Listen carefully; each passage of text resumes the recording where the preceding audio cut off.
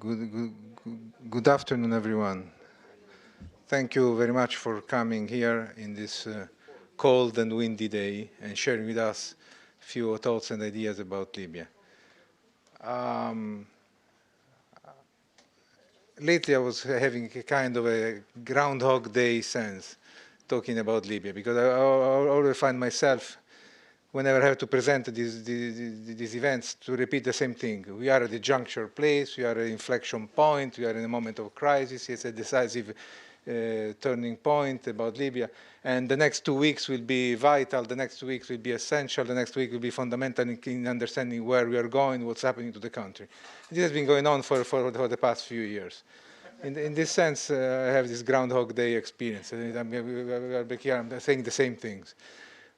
And every time I think, but this is different because this time it is really an inflection point. This time it is really vital. This is really an important moment. And it is, because there is a lot of confusion under the sun, as they say in this moment in Libya. We do not know how many governments there are there and how the situation will and if it will be solved, and how to disarm the militias, how to bring back some principles of law and order to the country. We are very fortunate that we have one of the best experts that are around, which is Claudia Gazzini, coming all the way from Italy to explain to us, share with us her opinion and her vision about what is going on in Libya. Claudia is the senior fellow, is the senior analyst for Libya, the crisis group. You have her bios out there, so I won't waste any time going through that. Just to tell you that it's one of my colleagues that I esteem the most, whose judgment and analytical skills I trust the most. The format I would like to follow is that Claudia will come here to the podium and speak for about 15, 20 minutes, or I told her as long as she wants to give her remarks and split her thoughts, and then we will open it up for you to ask questions and to have a debate with her. Please take advantage of it, and let's begin. Claudia, if you want to come to the. Thank you, Karim.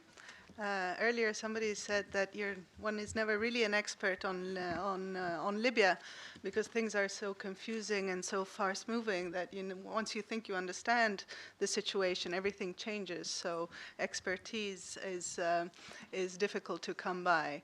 But I am somebody who has been following Libyan affairs for a long time. I've been analyst for the International Crisis Group following Libya since 2012.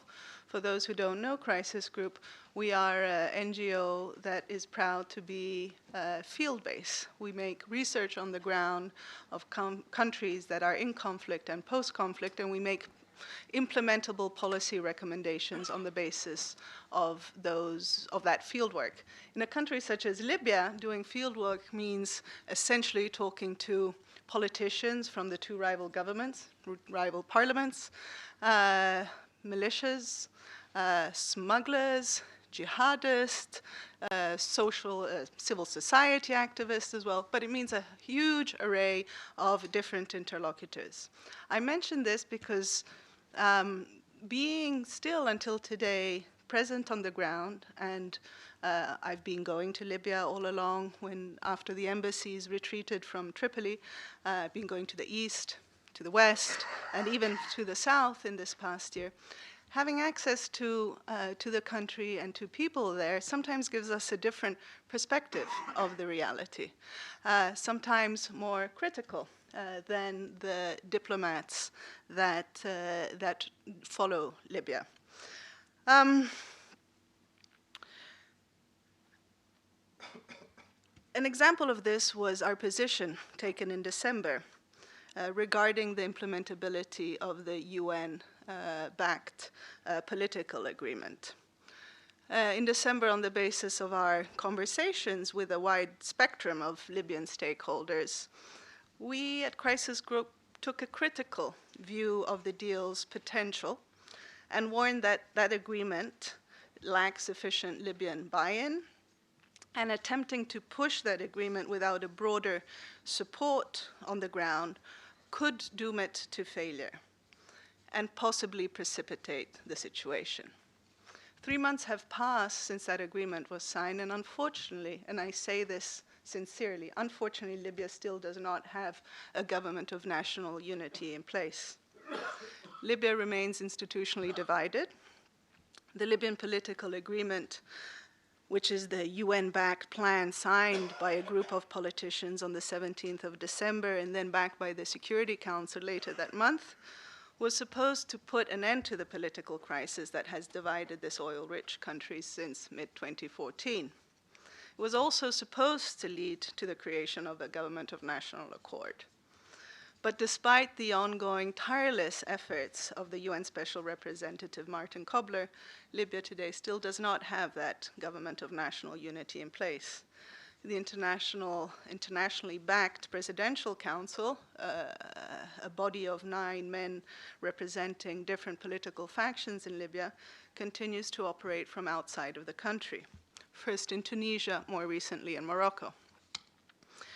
A sizable number of members of Libya's 2 rival parliaments continue to oppose that Libyan political agreement.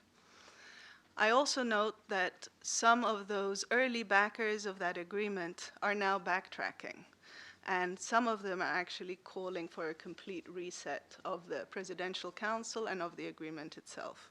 So in short, Libya is still a divided country, and the chances of implementing that UN-backed deal, from my point of view, remain scant. Even in the most optimistic of scenarios, the agreement will take time to be implemented, and the new government will face hurdles in being able to take seat in Tripoli. This is deeply regrettable, as I said, because it's clear that most Libyans do want a government of national unity, and their living conditions is deteriorating day by day. Libya's economy is also reaching a critical point. Libya is an oil-rich country, as you all know, but over the past 2.5 years, attacks on oil fields, pipeline, export facilities, coupled with the drop in global oil prices, has deteriorated the state of the country's finances. Production dropped. Crude oil production, on which Libya depends on for almost 100% of its revenues. Production has dropped from 1.8 million in early 2011 to about 300,000 today. This is rapidly draining the country's foreign currency reserves, which are estimated to be somewhere between maybe 50, 60 billion, although apparently a figure of the Tripoli-based central bank puts that number a bit higher to 70-something billion. But in any case, it's less than half of what, the reserves are less than half of what they used to be just 2 years ago. Across the country, there are increasingly cash shortages. Fuel and medicine are difficult to come by. And food prices have increased exponentially. The Libyan dinar is worth 1/3 of the official rate on the currency black market. Let me rephrase. On the official exchange rate, it takes 1.2 Libyan dinars to purchase $1, but it is impossible to obtain foreign currency through the official channels, so most people go to the black market. On the black market, the dollar is exchanged at 3.7, 3.8 Libyan dinars for $1. So it's 3 times more expensive to purchase foreign currency. And Libya is a country that imports most of its goods, most of its food even, so people depend heavily on foreign currency. Smuggling of ordinary goods, but also weapons and people, is thriving, as is corruption. So in short, a parallel war economy is taking over, and the state is heading towards bankruptcy. Further compounding Libya's economic problems is the institutional divide of Libya's major economic and financial institutions.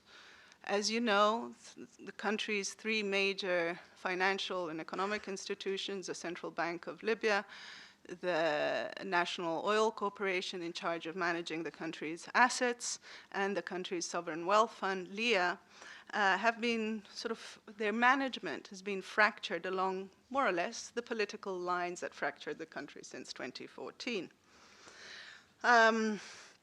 The two most important financial institutions, the central bank and the NOC, remain physically under the control of the Tripoli authorities, but the Tobruk-based parliament and the Beda government have established their own management chain of the two. The two sides also continue to contest the ownership and the management of the assets of the Libyan Sovereign Wealth Fund. Still today, there is a major lawsuit taking place, unfolding in London, over who is supposed to be considered the internationally recognized manager of the Libyan Sovereign Wealth Fund. The country's security landscape is also dire. Libya's two rival military coalitions, Libya Dawn in the west and Operation Dignity in the east, allied respectively with the two political institutions, have become increasingly fragmented internally, and the leadership of both coalitions is contested. In the West, the rifts are largely between pro-government of national unity forces and anti-government of national unity forces. In the East, similar fractures also exist. The Libyan National Army, which operates mainly in eastern Libya and is backed by the House of Representatives in Tobruk, is internally divided. Despite their public attempts to minimize these divisions and these rifts for the sake of public consumption, from my point of view, a number of commanders of the LNA, the East-based army, appear to be breaking ranks with Haftar, General Khalifa Haftar, the person nominally in charge of the LNA. There are, of course, opportunities to capitalize on these divisions, create a more malleable pro-deal security coalition versus a more hardliner coalition. But one should also tread carefully. I think greater fragmentation could foster local conflicts, especially if Libya's neighbors continue to use their allies in the country to foster their own personal rivalries. So it's critical for the international supporters of the Libyan Government of National Accord to make a concerted effort to bring the country's security actors in support of such a government. The absence of a security track as part of the UN-led process has been particularly galling in this respect, and we think it's an error that should be rectified. Despite the UN arms embargo, new firearms and ammunition continue to make their way to the country, in part provided by regional powers that are backing one side or the other. This brings us to the question then of extremist arms groups in the country, which unfortunately have proliferated since 2011. More focus needs to be directed at finding a security roadmap for the country. Of course, everybody's attention now is directed at the Islamic State, which has made important advances in Libya in 2015 and is using Libya as its new front of operations. We know that the Islamic State has been able to build a base in Sirte, a former Gaddafi stronghold I visited only last March. I think I was one of the last foreigners to set foot in Sirte before there was a complete takeover by Islamic State affiliates. From there, they've gradually, over the course of 2015, managed to expand control of a 200-kilometer stretch of the Libyan coast towards a small town called Benjawad, which is just on the edge of where Libya's main oil export facilities are located. ISIS supporters also control a few neighborhoods in Benghazi, Libya's eastern largest city, and are present in the outskirts of Derna. We know also that they've managed to carry out deadly attacks in the west of the country, and ISIS cells appear to exist in other towns such as Sabrata, Beni Walid, and Jufra. So based on all this information and this landscape of the reality in Libya, what can be done? What is the best course of action for the US? I think it's understandable that the US and the international community at large are extremely worried and focused on the ISIS threat because of the potential threat it poses. Some have talked of military intervention to prevent this group from turning Libya into a platform from which it could attack neighboring countries or southern European countries. And it is understandable that this anxiety expressed by European countries and Libyan neighbors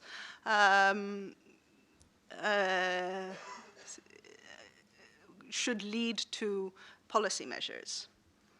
But one should also proceed with caution in this respect. Rushing into international military intervention in Libya to counter ISIS would be short-sighted and would probably backfire. Such an intervention should be discreet. We're not saying that nothing should be done. I think that would be also very dangerous to just sit and watch. But whatever intervention takes place should be discreet, measured, and certainly linked to the political strategy aimed at bringing Libyan factions together under a single government. This has to remain the overarching goal. A large-scale air or ground campaign would likely create more problems than it would resolve, particularly if it's perceived as aiding one side over the other.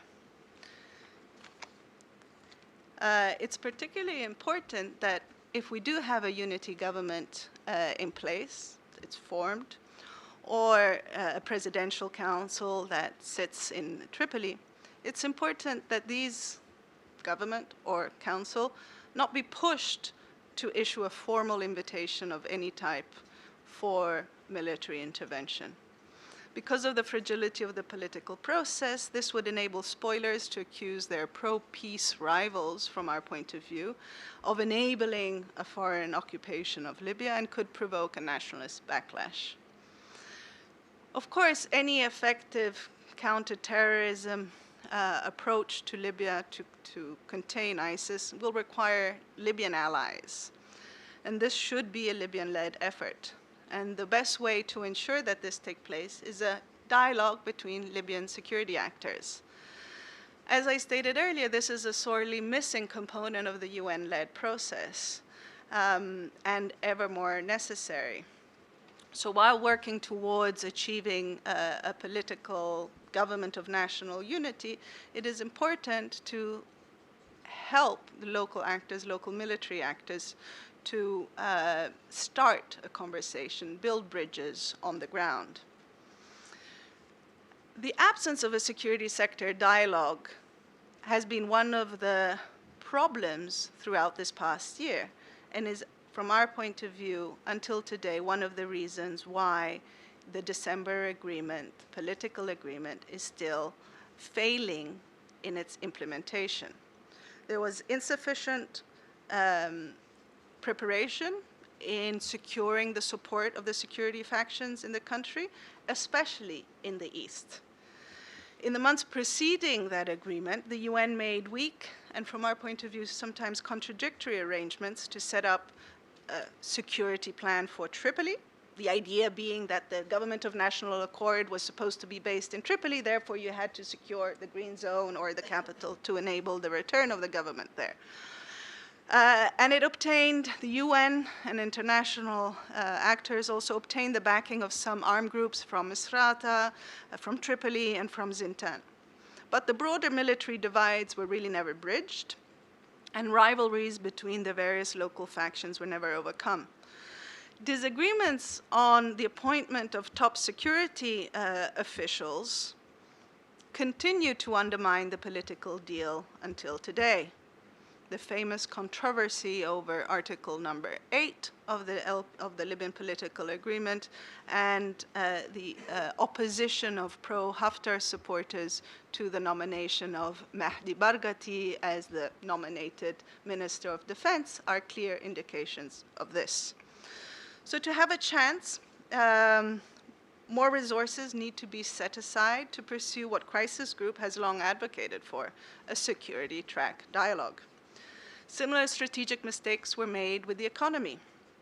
The question of how to better manage, secure, and distribute Libya's resources and wealth cannot wait. Some issues can be taken care of through the UN-led negotiations or even parallel initiatives, pending a more formal review of the Government of National Unity when it does take seat. A short-term requirement to stabilize Libya's finances would be an agreement by the management of the rival institutions on two broad issues. First, what measures can be taken to increase oil and gas production in order to replenish state coffers, and how to maintain a unified, coherent financial system.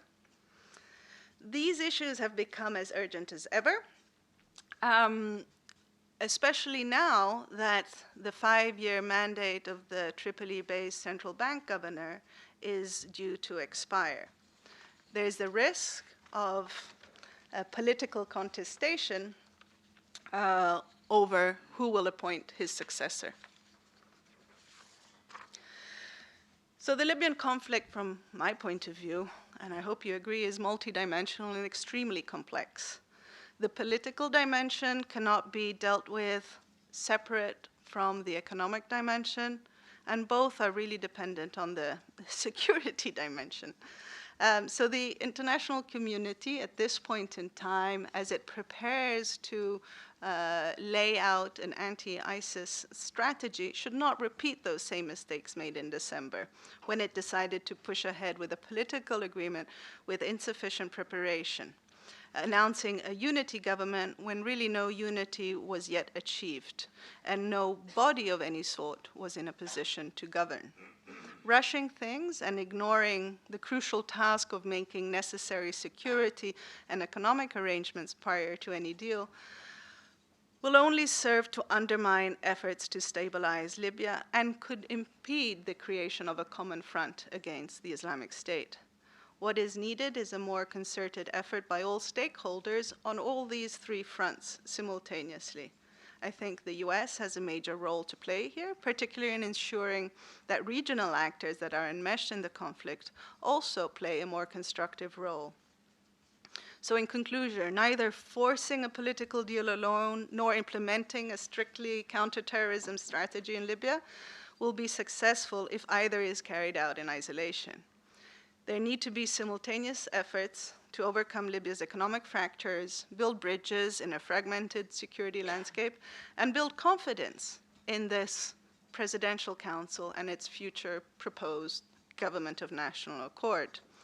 Unfortunately, PM-designate Sarraj's limited presence in the country and his low media outreach have done very little to help him win that confidence. Only these simultaneous efforts can prepare the ground in Libya for an inclusive, constructive, and hopefully lasting agreement to return the country to a united and peaceful Libya. Thank you.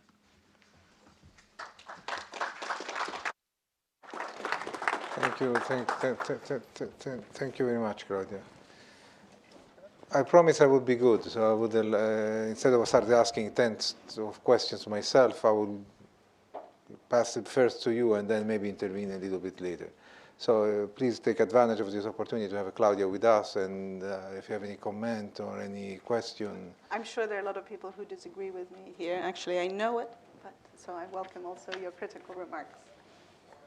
That's Chuck. Please introduce yourself and try to limit the comments to. Thank you. My name is Chuck Dietrich with the U.S. Business Association. Thank you very much. Could you elaborate a little more on your comments or your perspective of how, let's assume we dedicate sufficient resources to implementing a fulsome security track, sort of how you go about that. The political agreement looks good on paper, and it addresses a lot of things, including the creation of this security sort of council of security officials. So I'd be interested in your perspective on that, if that's the way to go, and what you would recommend to sort of implement that suggestion. Thank you. Should we take a few questions, or I answer one at a Let's time? answer one. We need to answer this. Okay. And then warm up. Okay. On the paper, the security, the Council for the Implementation of Security Measures that was created was nominated and appointed in mid-January is great. That's what you need, a body of a dozen or so people to coordinate and make future security arrangements. Regrettably, however, this council or committee that was nominated seems to be focused exclusively on the capital, on security arrangements in the capital. Just by looking through those names of the appointees, you recognize individuals who have a stake in the security in Tripoli, but aren't a bridge for security arrangements elsewhere. Now, this is a strategic choice by the Presidential Council and some of its backers to think that first comes first, Tripoli comes first. First, you need to secure the capital in order to allow the government to return there. I don't see it that way. I think this council would have been a good opportunity to appoint individuals that represent the various fractures across the country, and then delegating, therefore, subcommittees to deal with local dialogue between the various groups. So once again, I think this is a repeat of the mistakes made in 2015 of, again, focusing too much on Tripoli, focusing too much on liberating the capital, and not taking a holistic approach to dialogue between the security groups in the country. Now, this is not to say that nothing is happening across the country. There are various NGOs like ours that are engaged in reaching out to armed groups and various factions. But I think they're doing it very much in isolation with one another without a common trajectory. I would have liked Paulo Serra, poor man, he has a very, very difficult job, the UN appointed person to that's flanking Kobler in making security arrangements. I would have liked his mission to take the lead and coordinate all initiatives of engagement with security actors on the ground. There's been a limit to that because of access to Libya. His flights have been denied and landing rights have been denied. So the UN, as a formal institution that has to engage formally with the actors on the ground, maybe cannot do that. But other groups can engage. But I feel that those NGOs or informal actors that can engage on the ground are not doing it in a common direction, and are not doing it with enough resources. I mean, even the UNSMIL mission that is working on security sector arrangements throughout 2015, before the arrival of Kobler, had very limited human resources. I mean, it was a team of 4 or 5 people flanking Salim Raad at the time. Why? Why? There needs to be more human capital. There needs to be more outreach with security groups on the ground, because unlike the politicians, the commanders of the militias don't fly out to you. They don't hang out in Tunis hotels. They're very hesitant to leave their territory. They send friends, envoys, deputies, but don't go out there. But you need to go out to them. When I went to Benghazi in the outskirts of Benghazi in November, there were a series of military commanders that were eager to talk to me simply because nobody else shows up there to talk to them. So more of that needs to happen.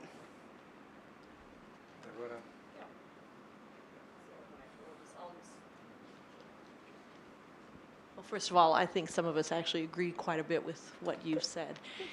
But let me ask you for your reaction to a number of people, and people have suggested that fundamentally the issue is one of distribution of national wealth, that at the end of the day it's all about the stuff and who has the stuff, and that in fact Salah al-Badi and others were motivated as much in their raid on the airport in Tripoli by the desire to rid it of the Zintan, who were using it, in their view, for extortion, smuggling, kidnapping of other people who were trying to travel out of it, and that you will really never arrive at any kind of solution. People won't, that alliances in Libya are so fluid, transactional, and opportunistic in the absence of a central authority who they believe will be fairly distributive. So it's a kind of a chicken and an egg thing. Some people have said you will never have security or be able to really bring aboard the militias and others until everybody knows that they're going to get a piece of that Libyan pie. That's quickly going away. It's being dissipated by this. So how do you address that issue? What would your advice be to Martin Kobler if you had, 15 minutes alone with him and said, before you are ever going to be able to secure any agreement, you need to fill in the blank? Thank you. I agree. It is a lot about access to the resources and access to Libyan wealth and obtaining part of that wealth. But the reason why individuals and groups are fighting over it is essentially because they don't trust the other person to share that wealth, right? And I think we have a perfect example of this lack of trust in the dynamics that are occurring in the east of Libya today. Now, you have a lot of people in the east of Libya that still today support this attempt to create a functioning national oil corporation based in the east, securing oil, contracts for oil sales. And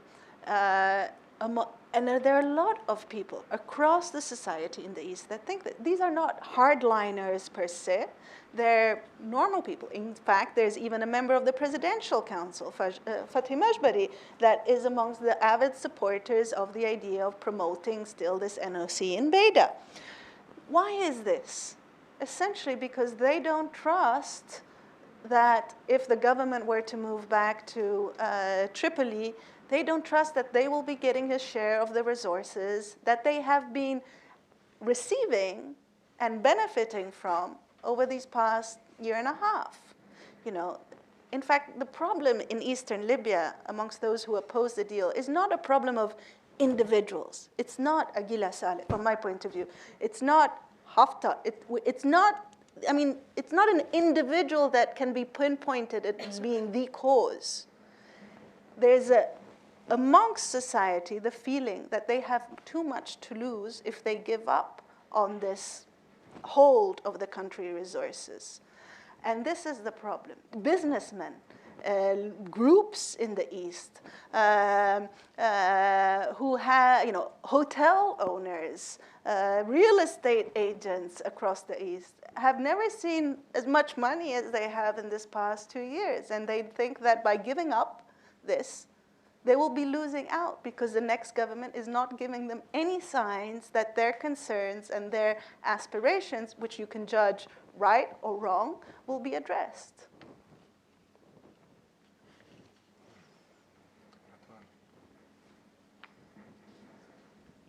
Thank you.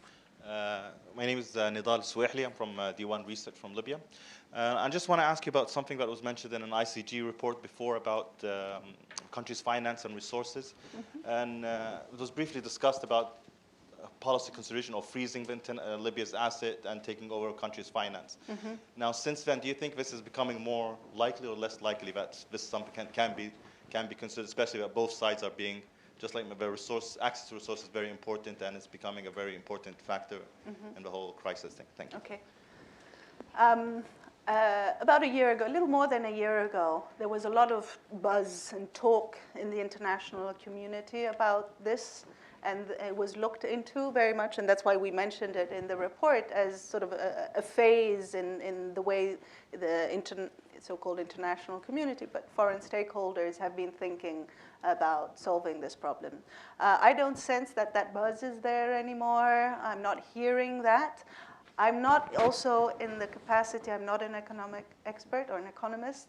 I'm not able to say whether that would be a good solution or not for the country.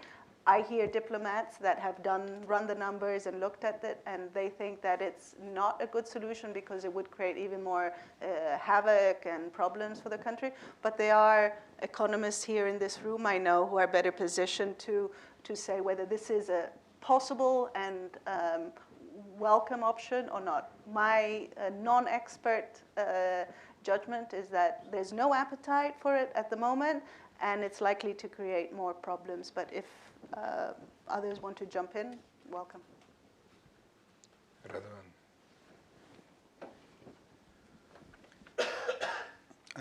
Radwan Masmoudi with the Center for the Study of Islam and Democracy. Thank you for an excellent presentation, but the point I don't understand is you presented a very gloomy situation, you know, economically, politically, security-wise. And then you said we should not rush. Given that these negotiations or these discussions have been ongoing for over a year now, almost 2 years, and given that the situation is deteriorating very rapidly, and given that ISIS has been spreading and controlling 200 kilometers, it would seem to me that we need to rush. We don't have that much time to save Libya. And that isn't it time for the international community to impose a solution? Because it seems to me that there is a minority on both sides that is against a solution. And you know, until when are we going to allow this minority to basically veto any real solution and continue the situation of deterioration? As I said, I think all Libyans will tell you that they want a government of national unity in place. I have not met one that has told me otherwise. But there are still a lot of tensions in the country, across the country, about whether they want this one in place or something else. Of course, there are 6 million Libyans. Probably they have 6 million different ideas on who they would like to. And different prime ministers. Yeah, and different prime ministers. When I say, you know, let's be careful in rushing the process, is because, you know, I think that there's a cost-benefit analysis that you have to make. Is it worth pushing forward this lineup in the current circumstances today without a formal HOR vote, knowing that this could create more rifts? Or some would answer yes, it's worth doing it, because not doing it would be even graver, and the country would collapse even further. I'm of the opinion that pushing this forward, what is this? Pushing forward what I see as a presidential council that is currently fragmented internally, okay? Pushing forward a government lineup that is contested by some members of that political dialogue that originally was backing this whole process. In the absence of a formal HOR vote, just by relying on a piece of paper with signatures, which is something that is being considered, I think that it would create more damage in the sense that it would push certain constituencies to move away from supporting this to being against it. Or people who are fence sitters just waiting to see what happens might be incentivized to oppose such a diplomatic action. But what we're saying is that to create more momentum and to create more support for this political deal, with Sarraj, without Sarraj, 9, 5, 10, whatever number of members of the Presidential Council you want, what has been missing are these security arrangements and steps to contain the economic drainage of the country. It hasn't taken place throughout 2015. But it's time to start. I mean, it's not an excuse. You know, pushing the political process forward and rushing it is not an excuse for not starting these two important things. And even if you think of it in terms of anti-ISIS strategy, I mean, leaving the country to collapse economically, and there's no guarantee that if we do have a government of national unity endorsed, it will be seated in Tripoli. We have no guarantee that the central bank will actually be able to transfer funds and control this this drainage.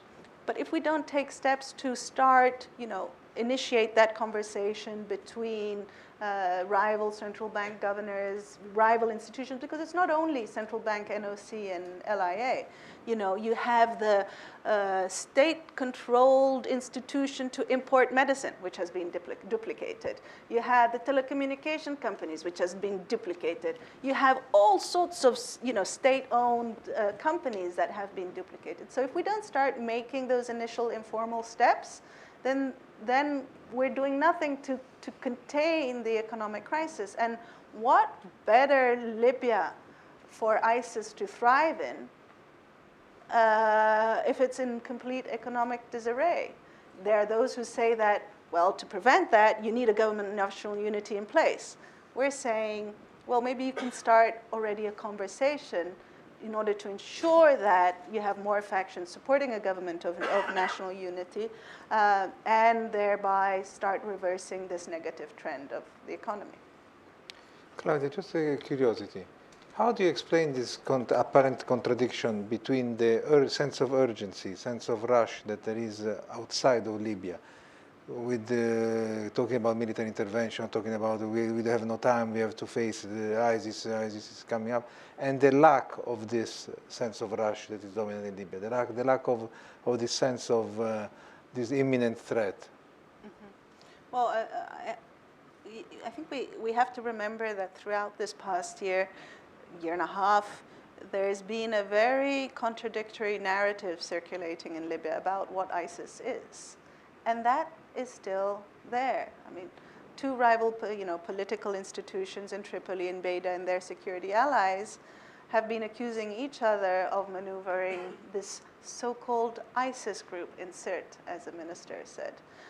In Tripoli, they would say that it was the Gaddafi loyalist, Ahmed Gaddafi Dam, and so on, that were funding, maneuvering, telling ISIS people what to do.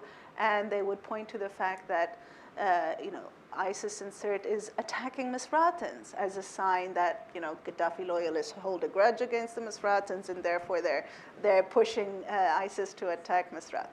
Go to the other side, and they were accusing ISIS in Sirte of doing the dirty work for the Misratans. And I have a specific case that shows this perfectly. I was in Ben Jawad following the front line when Misratans were trying to take over Sidra and attacking Jadran. And it was February. There had been just recently an ISIS attack on one of the oil fields south of Sidra. I went to talk to Ibrahim Jadran, who was the commander of the petroleum facilities guard that controlled this oil facility, and who had 10 or 12 of his men decapitated in that attack. So I asked him, who attacked? Who are these people? Where are they coming from? He said, oh, they're coming from Nufiliya, and I think that the Misratans, told them to come and attack me to do their dirty work. Because we all know that the Misratans want to kick me out of the Sidra area. They don't have enough resources to do it by bombarding me, so they're sending ISIS over to dislodge me. Following day, I go to Tripoli and I talk to the oil minister there, and I say, okay, what happened at that attack in that oil facility? And he says, oh, it was Jadran who ordered the decapitation of 10 of his own men to make it appear that this was an ISIS attack. And by making it appear as an ISIS attack, he's trying to get foreign support for his own position against us so that he can consolidate his authority there, okay? So this to say that narrative has existed since mid-2014, or rather, since early 2015, when we started to see the consolidation of authority of ISIS in Sirte. And it still exists today. And that's a major problem. Thank you. Dan? Daniel Serwer from Johns Hopkins SAIS. I want to pursue this question of international intervention a little bit more in an analytical sort of way. Mm-hmm. Leaving aside Washington, frankly, I think we're not willing. We're able, but not willing, at least with more than drones, we're not willing. What is your reading of European willingness? Mm-hmm. And what is your reading of Libyan receptiveness? First of all, let me say that I think that also in the media and what you've been reading about intervene, not intervene, is sometimes it tends to inflate sort of two issues. One is what measures to counter radical groups and ISIS in Libya. And another one is the security sector sort of intervention to support the government of national unity.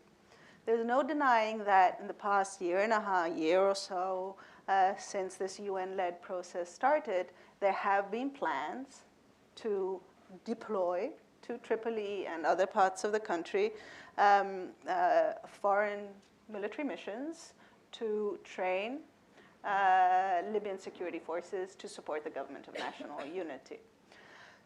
And then the other thing is what to do to counter radical groups.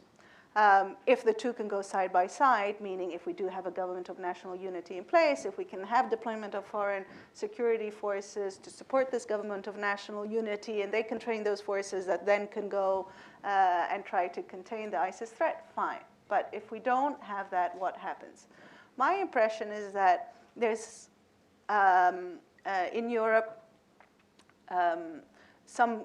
the Italians, for example, seem to be still geared towards making those preparations to support a government of national unity, to help make those security trainings, deploy some 5,000 men, but want to see a government in place in order to do that. They're not willing to push for the deployment of men in the absence of a government in place.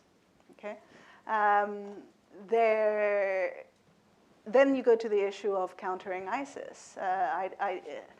There are other countries that are willing to engage in a counterterrorism action through airstrikes and so on as a means to containing the ISIS threat.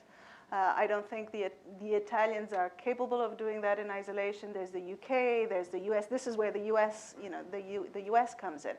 So I think the certain European actors are trying to push for the seating of a government in Tripoli in order to have a more sizable military deployment in Libya. The UK, maybe the French also in this respect. The Italians seem to me a bit more hesitant, but all of them together are willing to work on a containment strategy for ISIS. But you need to differentiate between the two points. How many troops are the Europeans willing to put up? I mean, 5,000 isn't enough. Nobody's willing to put combat troops on the ground. Not as far as I know. I mean, maybe others receive different type of information. But the clear messaging that I get is, it's too politically costly for us to want to send combat troops. What we're willing to do is partner with local groups on the ground, hope that they can do enough legwork. What we are willing to do is send security forces to help coordinate and train, but not go and take over Sirte or Benghazi. Special forces to coordinate and to help in the logistics, sure, but not combat, at least not for the time being.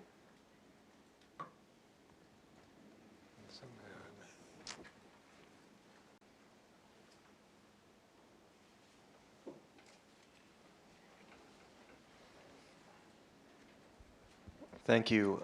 Zach Gold with the Atlantic Council. Thank you for the fantastic presentation. You noted that regional states need to be more constructive. I was hoping you could perhaps talk more about what they are doing that's deconstructive and what constructive looks like and what we in the US and also our European allies can do to foster that constructive behavior. Thank you. Mm-hmm. Over the past, I know Karim also has some views on this. So please, We clash. Are you asking him or me? Okay. Over the past, year and a half, since the political divides have fragmented the country, you know that there are certain countries that have sided more with one or the other side of the political divide. Traditionally, Egypt and the UAE have been seen as those who allegedly support the, Tobruk Beida authorities and their military allies through General Khalifa Haftar, and more supportive, I'm saying traditionally, I mean throughout these past 2 years, supporting more the Tripoli authorities and their cause were Turkey and Qatar. Now, at this moment in time, I have positive signs about Turkey's involvement and coordination with with the other major stakeholders over Libya. So I think it's a more healthy relationship at this point in time. I don't know about Qatar. My impression is that, again, they've been pushing, let's say that certain stakeholders from Tripoli who have gone to Qatar asking for things have come back to Tripoli frustrated. What I don't see is a similar shift from the UAE and Egypt at this moment in time, and this means, in their political decision making and in their covert support through transfer of machinery and possibly also weapons. I have to say I agree 100%. The fact that there is a cooling of the support of Qatar versus Tripoli, you could see from the declaration of the Qatari man in Libya, which is Ali Salabi, who came up and declared and said expressly that he's in favor of the government of national unity or some form of unity, which would have not happened had Qatar played the same role that Egypt is playing on behalf of Haftar and on behalf of the Eastern forces. So, but this imbalance has been going on for quite a while. I think that what has created a problem in the Leon/Kobler negotiation is the fact that one of the two sides had not only the international recognized legitimacy, but had in the figure of General Haftar a person that believed in the possibility of a military solution. And that has tilted, in a sense, the whole negotiation. He has rested his troops for a while in the last few months, and then started again an offensive right to the last 2 weeks, 3 weeks. For what purpose? Under what directions? For what particular goal? These are all questions that have to be posed, that you have to ask. Is he working for really cleaning Libya from the terrorists and bringing the government of national unity in existence, or is working against it? Mm-hmm. And if it's working against it, why the Egyptians are supporting him when in the open they say that they are in favor of the government of national unity, right and left?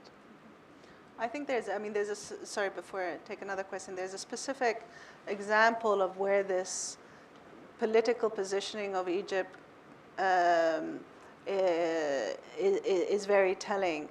When Sarraj proposed twice in his 2 cabinet proposals, when he proposed Mahdi Barghati as Minister of Defense, I'm told Egyptian reaction was not very positive. Haftar sent Barghati a message saying, "You will not succeed." And I heard Egyptian diplomats saying, "We know that Mahdi Barghati is somebody who Sarraj wants as the defense minister. We know Mahdi Barghati wants to open up to Majlis Shura Thawar Benghazi, and we don't like that." Because Majlis Shura Thawar Benghazi, of course, is an umbrella group that includes also Islamists of different shapes and colors. And the idea of opening up to such a colorful group of security actors is anathema in Egypt. Yeah. The question there.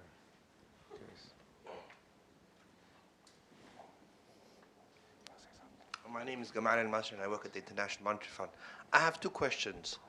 The first is, in its best sort of scenario, under the current December agreement, what is envisaged in terms of security arrangements for Tripoli such that this, everybody wanted a government of national accord finds its way to Tripoli and finds sufficient assurances that it will take office there? That's my first question. In the absence of any foreign boots on the ground. That's the first question. The second question is, could you tell me, I'm a little bit at a loss as to why the House of Representatives is still dragging its feet on giving its consent to the second, third, fourth revision of the cabinet and proposals for the national unity government. What are the key issues, sort of? Is it just the Minister of Defense, or is it personalities, or are we talking about substance as well? Okay. When the agreement was signed in December, there were really no concrete plans on how to get to Tripoli. There were working hypotheses. And these working hypotheses were based on assumptions. And these assumptions were that, and I'm quoting people who said that about 70% of the security forces on the ground in Tripoli were supportive of the arrival of the unity government to Tripoli.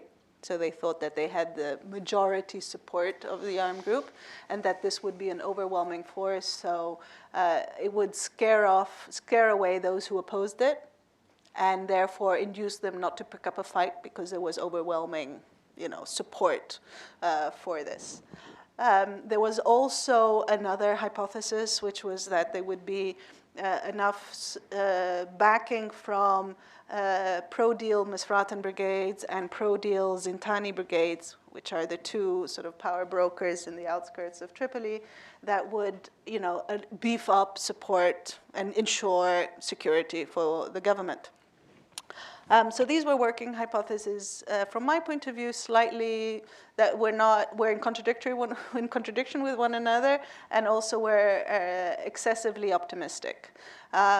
A lot of the security groups in Tripoli, including the head of the Tripoli security unit, would say, we are in favor of the government of national unity, if it is regularly endorsed. But what people tended to forget is that if it is regularly endorsed.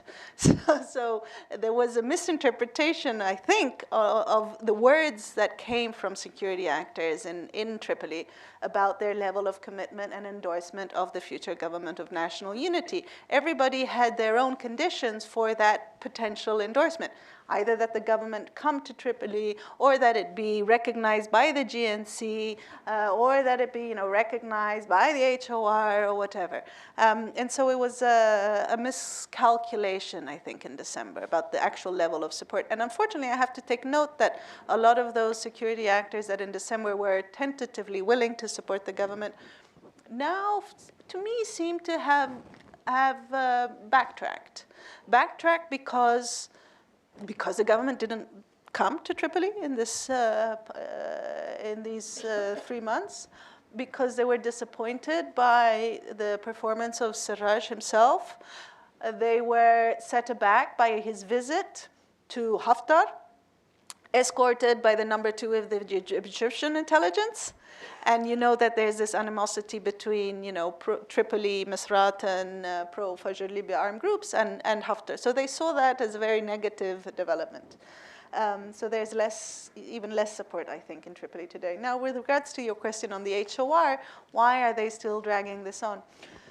There are several reasons why,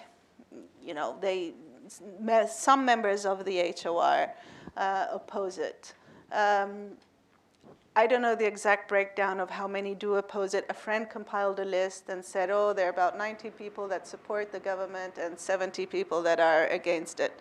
Other people say that, it's a really small minority, the one that opposes it, it's only 12 people. I think, let's say more or less half-half, or a bit more in favor, a bit more against. Certainly, it's a matter of ego of certain individuals and personal interest of certain individuals, but it's not just that, as I said. It's not, it's not individuals that are the problem. It's, I think, opposition to Sarraj from the get-go.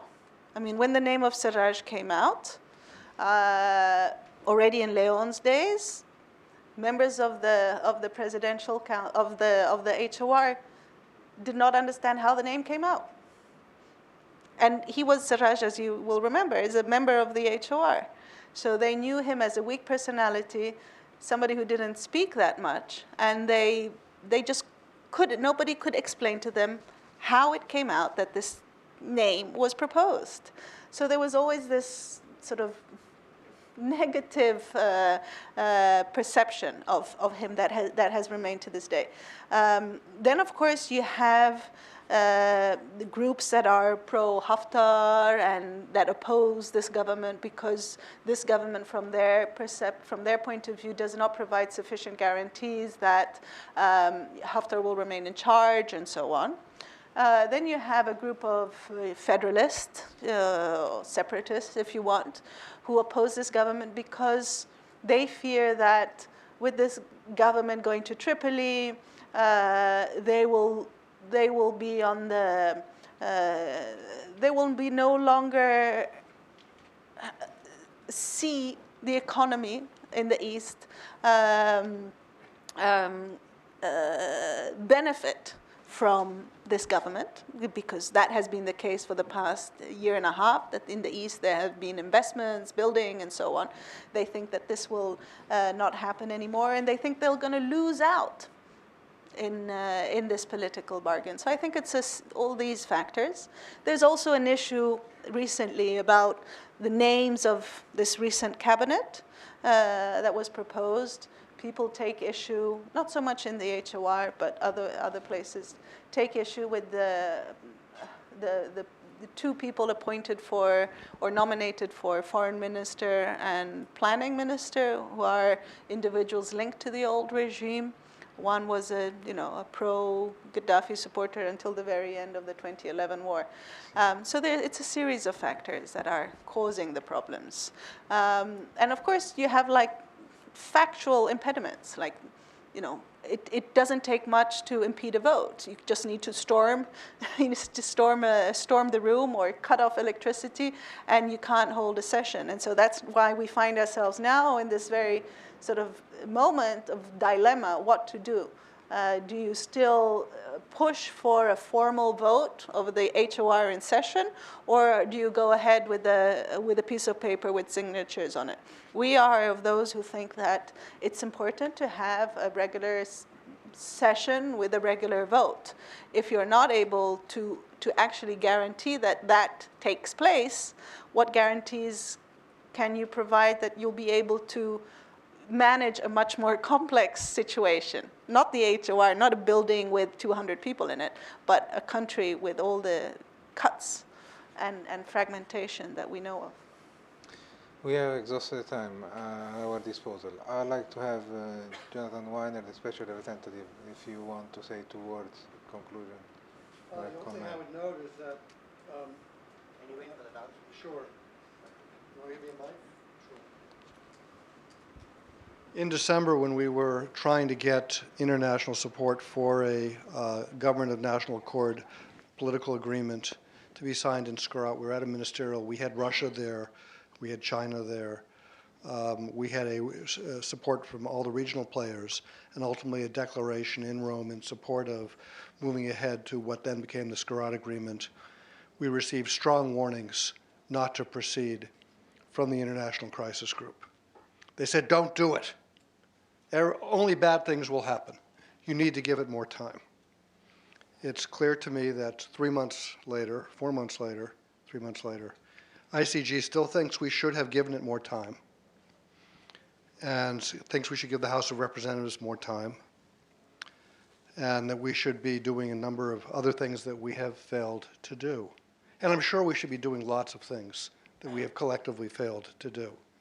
The world always has been going to hell in a handbasket ever since Adam and Eve met with that snake in the garden. It's always gotten worse. It's never gotten better.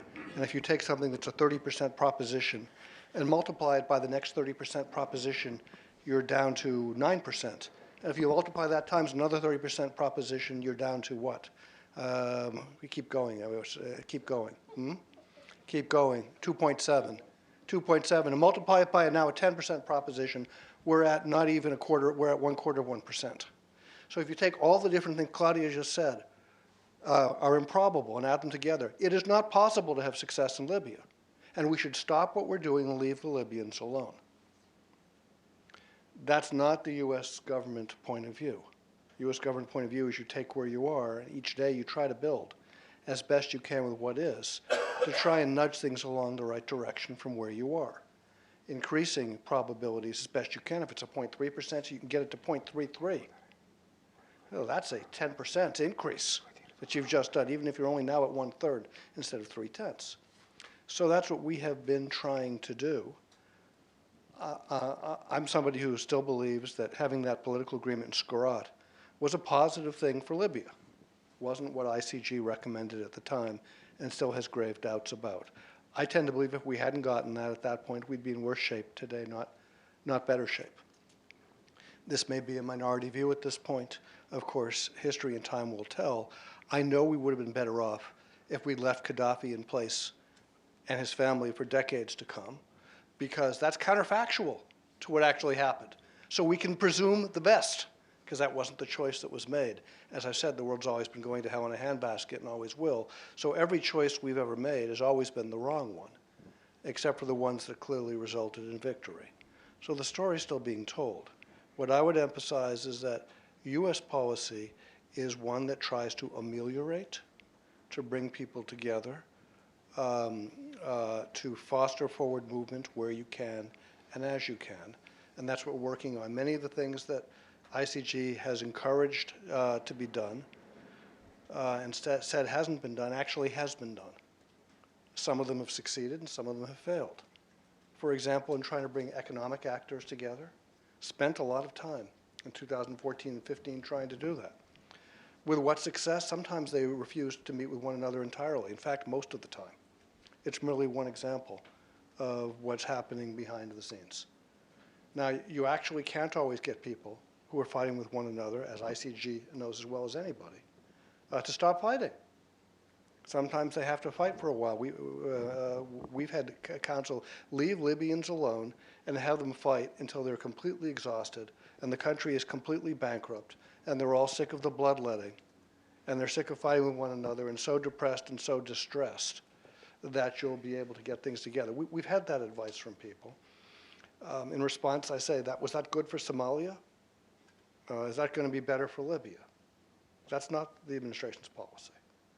Other people have said, bring together the Eastern government and the Western government. We can't see them agreeing on anything when they've gotten together without us. They don't agree on substance on anything, other than that they should stay in place for the foreseeable future, even though their own terms and mandates ran out, one in February of 2014, I think, is the correct year, and the other in October 20th or 21st of 2015. But their point of view, which is the same as General Haftar's. We decide, nobody else, we decide how we're going to spend our money, and Ambassador Jones has been very focused on this problem of money, of getting to spend our own money. We get to control the money. Nobody else tells us what to do. We make all the military decisions. Nobody else tells us what to do. We can't be fired, and we're legitimate until the end of time. No one can remove us or change what we're going to do. That's Haftar's position, by the way. It's not a parody. It's his actual position.